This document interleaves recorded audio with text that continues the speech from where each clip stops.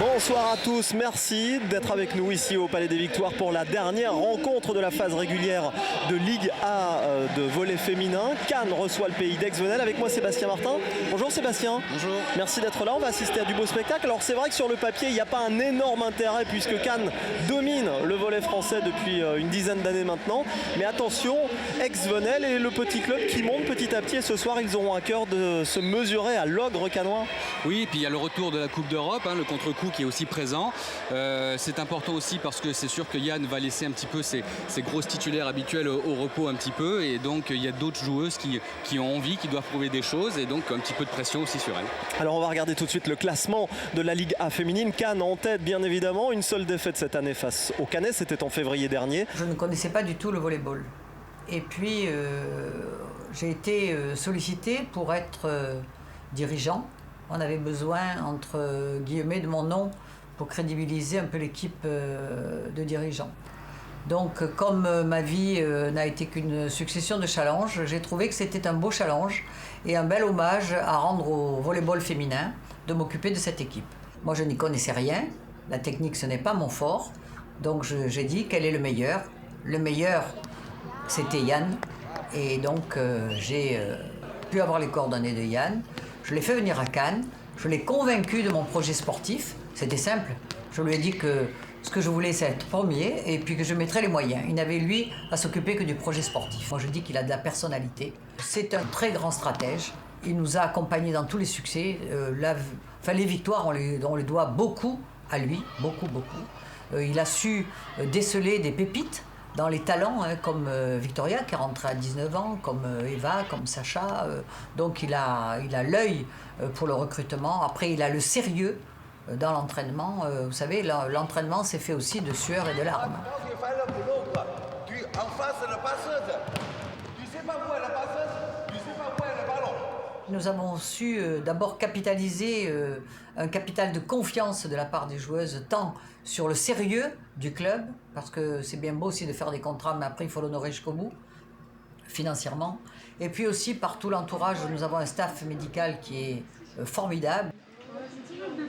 Et toujours il fait beau à chaque fois. À travers l'équipe de dirigeants, nous avons pu également libérer toutes les joueuses et l'entraîneur de toutes les contraintes matérielles et leur permettre de ne penser qu'au volleyball.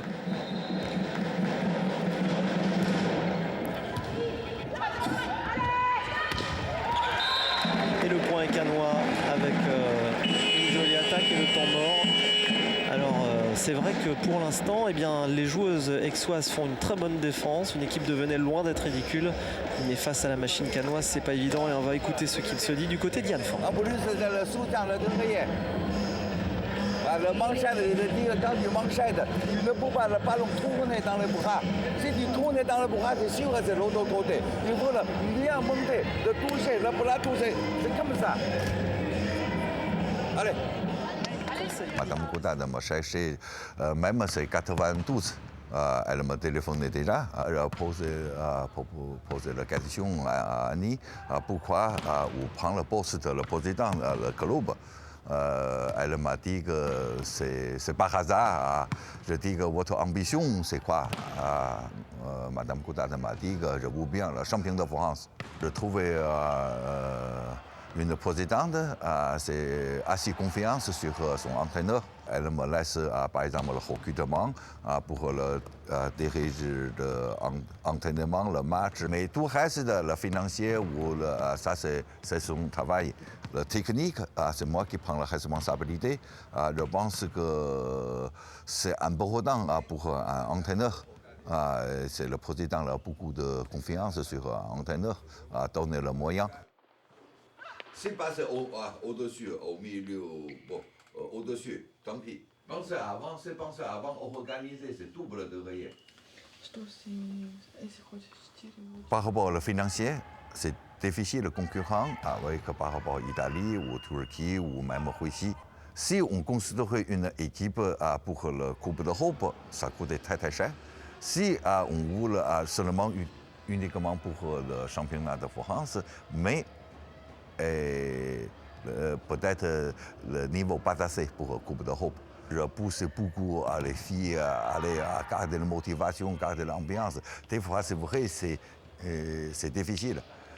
Mais on a besoin de rester concentré. Ce n'est pas seulement le résultat, ça compte. Le compte, est-ce que tu as bien joué, tu sortis ton niveau, le meilleur niveau ou pas.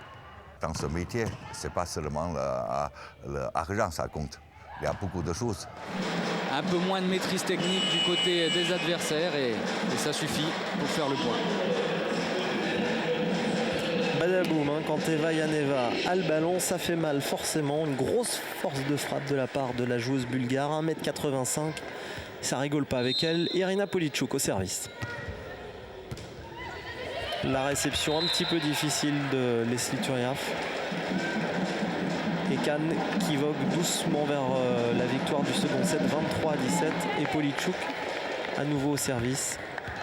Ouais, Leslie n'est pas une réceptionneuse prioritaire d'habitude, c'est plutôt une pointue et donc elle est très en difficulté là-dessus. Une pointue joue en opposition avec la passeuse et souvent sortie de la réception pour se lancer, pour avoir les ballons à l'attaque sur les 3 mètres. Donc c'est pas un secteur de jeu qu'elle maîtrise. 24-17, le point du deuxième set pour Irina Politchouk. Service long, réception Leslie Turiaf. L'attaque sans problème. On continue à servir sur elle. Et en douceur, et le deuxième set pour le Racing Club de Cannes. 25-20 pour le premier set, 25-17 pour le deuxième set. La vie est un long fleuve tranquille pour les Cannoises qui s'imposent dans ce deuxième set avec un peu plus de maîtrise qu'au premier. C'est aussi cette magie entre Yann et l'entraîneur en fait, et la présidente qui sont des gens vraiment extrémistes, on va dire, dans le travail et très motivés. Ils ont toujours voulu réussir. Comme le nerf de la guerre, on va dire, c'est l'argent, le nerf du sport, c'est aussi l'argent à un moment donné. Puis c'est vrai que sans elle, le club ne serait pas où il est aujourd'hui. Et le fait que ce soit les deux personnes avec des caractères très très forts et deux personnes qui avaient envie d'arriver où ils sont maintenant. L'entraîneur, donc c'est vraiment, je pense, un personnage à part. Tout le monde le surnomme le sorcier chinois. Il est très très très exigeant, donc c'est vrai que c'est pas facile au quotidien, mais voilà, ça a payé les années précédentes. Il est sévère mais juste, on va dire, ce qui est une grande qualité pour un entraîneur. J'ai trouvé un entraîneur qui voulait me faire avancer, qui a travaillé vraiment beaucoup avec moi, personnellement et à travers de l'équipe. Ha molta esperienza, insomma, appunto da molto tempo che allena qui, ha visto tantissime giocatrici.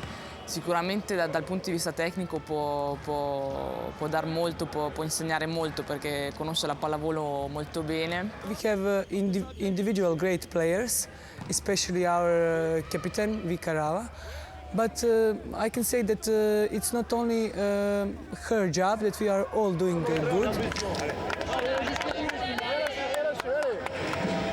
Et les joueuses qui s'encouragent entre elles, Eva Yaneva, Irina Politchouk de dos.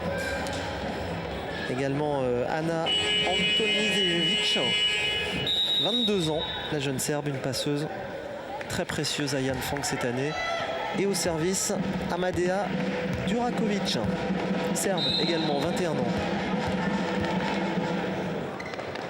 Une passeuse qui a été un petit peu critiquée en laissant traîner les oreilles ces derniers temps sur la Coupe d'Europe. Mais une jeune joueuse qui a d'énormes qualités. Alors, de temps en temps, elle doit encore progresser, un peu travailler sur ses choix. Elle doit arriver à se libérer beaucoup plus, à être un petit peu plus joueuse dans le tempérament plutôt que précise et appliquée. Mais c'est une joueuse qui sera vraiment au top niveau dans les années futures. Et elle a déjà montré hier sur les Coupes d'Europe le week-end dernier que malgré son jeune âge, elle était bien présente. 7-3 au service, ex-Venel. Et Célia Denis. L'attaque d'Irina Politchouk, l'attaque gagnante. Cette année, c'est particulier en fait, parce qu'il y a vraiment un mélange de mémés, comme on dirait, de filles entre 30 et 37 ans, et de jeunes vraiment entre 20 et 24-25 ans. Donc c'est C'est un super mélange. Sicuramente hanno un insieme di culture diverse, però insieme ci divertiamo, stiamo bene, spogliatoio c'è un bel clima e poi un po', come dire, è un po' particolare perché abbiamo anche tre mamme nella squadra. Insomma, non è, almeno nelle squadre dove ho giocato io, non è che non ho mai giocato insieme a delle mamme, invece qui ce ne sono già tante con dei bambini, quindi hanno una vita al di fuori della pallavolo molto intensa. Ecco. Nous, on est un petit peu les plus anciennes, un petit peu protectrices. Les jeunes, elles apportent la patate, le punch tous les jours. Vous savez, dans le sport, je pense qu'il n'y a pas vraiment l'esprit vieille, jeune.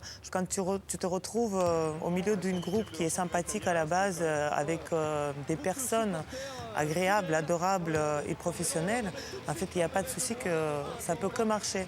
Et ensuite, tout marche comme dans la vie, en fait, parce qu'une équipe, c'est aussi la vie, en fait. C'est le partage, on devient très amis, très copines. On vit 20 heures sur 24 ensemble et je veux dire que ça ne peut pas se passer autrement. From beginning, when I come, I immediately see that girls are very kind and gentle. Everything here was make me feel like I'm at home. Et c'est vrai que là, ça serait une mauvaise nouvelle.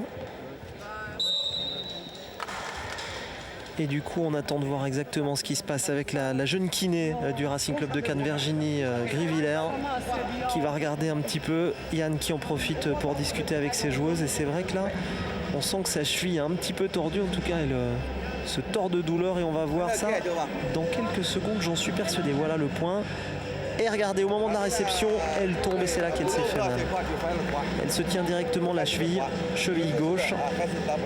Bien vu pour les images, nos amis des ralentis, magnifique. Je pense qu'on va vivre un moment exceptionnel. Ensuite, il y a les résultats qui vont arriver ou pas. Ça, c'est à nous de pouvoir en fait prendre les choses en main. Tout est possible, mais voilà, c'est une certitude de sport qui est magique aussi. C'est un projet qui s'est fait au fur et à mesure des années. Au début, on en a pris des ratatinés en Coupe d'Europe et c'est en perdant qu'on avance, qu'on prend de l'expérience. On est très compétitrices toutes. Et je pense qu'on a toutes nos chances, comme les autres équipes, parce qu'on a autant envie, parce qu'on a beaucoup travaillé, parce qu'on prépare bien cette compétition et parce qu'on a vraiment, vraiment envie de réussir. À partir de là, dans le sport, les faiblesses, on peut les compenser par autre chose. Alors j'espère que ça va être notre cas. Slabonne. Bien défendu. De nouveau bien défendu. Allez, une bonne qualité de passe et derrière. Et c'est terminé la victoire du Racing Club de Cannes. Troisième set, 25-21, victoire en 3-7. Pas une grosse victoire, pas une grande victoire, mais en tout cas une belle victoire de la part des Cannoises qui ont assuré l'essentiel. 25-20 dans le premier set, 25-17 dans le deuxième set, 25-21 dans le troisième set. Et les deux équipes qui vont se saluer. On voit le point du match. Et directement la victoire pour le Racing Club de Cannes qui termine donc bien évidemment en tête de cette phase régulière. C'était